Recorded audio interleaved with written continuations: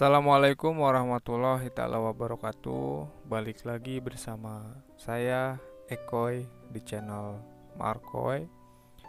Oke, dalam video kali ini saya masih akan menceritakan kembali tentang cerita-cerita yang berbau horor.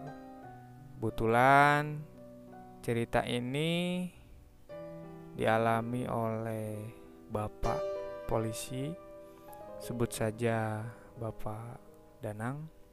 Cerita ini berasal dari sebuah akun yang bernama Meresapi Makna Arti Bahagia.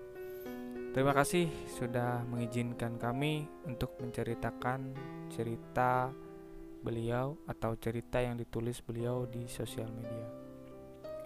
Sebelum saya membacakan ceritanya, alangkah baiknya kawan-kawan subscribe di channel Markoy ini supaya kami lebih semangat lagi untuk membuat video-video yang berbau horor. Langsung saja, ini adalah ceritanya.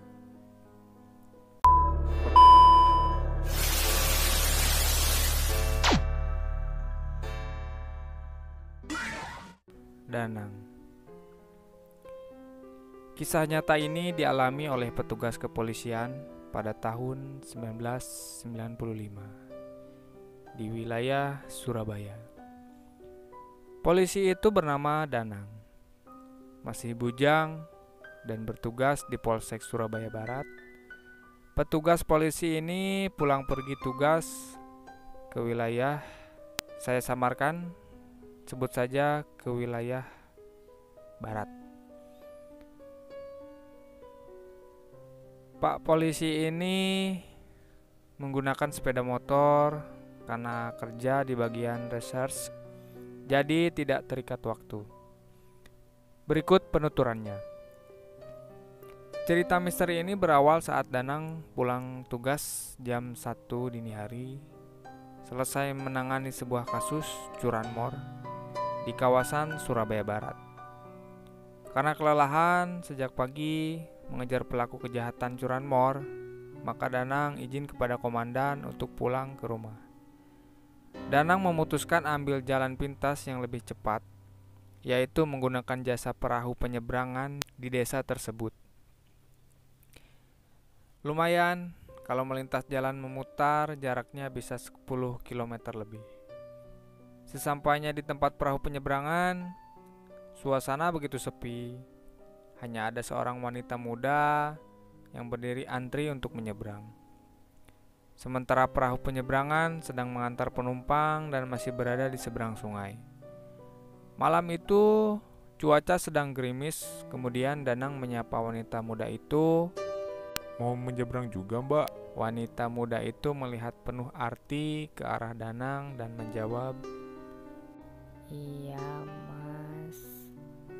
Wajahnya agak pucat dan tersenyum tipis. Malam itu, Danang tidak curiga sama sekali, sebab sebagai petugas polisi, dia menganggap cuaca memang sedang gerimis. Mungkin wanita muda itu kedinginan akibat udara malam yang sangat dingin. Sebelum Danang melanjutkan percakapan, tiba-tiba saja sudah ada perahu penyeberangan yang mendekat ke arah mereka. Akhirnya, sepeda motor didorong ke atas. Begitu pula wanita muda itu ikut naik ke perahu. Mereka berdua sudah berada di atas perahu, namun Danang merasa aneh, sebab bapak tukang perahu tidak memakai baju dan alas kaki. Orangnya tinggi besar dan berkulit hitam. Danang sambil memegang sepeda motornya agar tidak jatuh, memberanikan diri untuk bertanya ke bapak-bapak tersebut. Tidak dingin, Pak? Malam-malam gini tidak pakai baju? Tanya Danang. Ah, sudah biasa kok, Mas. Jawabnya dengan suara berat dan sorot mata yang tajam. Setelah sampai di seberang, Danang membayar Rp5.000 ke bapak tukang perahu tersebut. Hal ini mulai terjadi keanehan sebab wanita muda itu tidak ikut turun dari perahu, melainkan ikut menyeberang lagi ke tempat semula bersama bapak tukang perahu. Danang menengok ke belakang ke arah sungai. Wanita muda itu hanya tersenyum. Akhirnya, Danang menyalakan sepeda motornya dan segera bergegas pulang ke rumahnya. Keesokan pagi, jam 8 pagi, Danang bersiap untuk pergi ke polsek karena ada pertemuan dengan komandan jam 9 pagi. Danang memacu sepeda motornya melalui jalan yang sama saat naik perahu penyeberangan semalam. Kali ini yang bertugas di perahu seorang anak muda. Setelah sepeda motor dan Danang naik perahu, Danang pun bertanya, Mas, tadi malam saya naik perahu ini, dan yang narik perahunya bapak-bapak. Itu siapa ya, Mas? Hah? Gak ada, Mas. Yang narik selama ini saya aja. Semalam saya narik perahu hanya sampai jam 9 malam. Karena hujan, makanya perahu saya tarik ke atas tanggul. jawab pemuda itu. Penjelasan dari pemuda tukang perahu membuat bulu kuduk Danang merinding. Tiba-tiba ada seorang ibu penumpang perahu ikut nyeletuk. Emang, Mas, kalau di sini, kalau lagi sepi, pasti ada kejadian aneh-aneh. Kok ibu tahu? Sahut Danang. Iya, kami kan warga sini. Itu rumah ibu di seberang sungai. Jadi pasti mengetahui apa saja yang terjadi di sungai ini.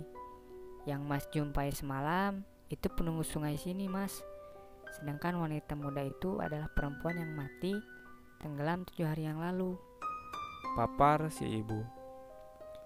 Penjelasan dari ibu dan pemuda tukang perahu membuat Danang tambah merinding lagi. Dalam hatinya, Danang bersumpah tidak mau lagi lewat jalan ini dan naik perahu penyeberangan itu lagi kalau malam hari.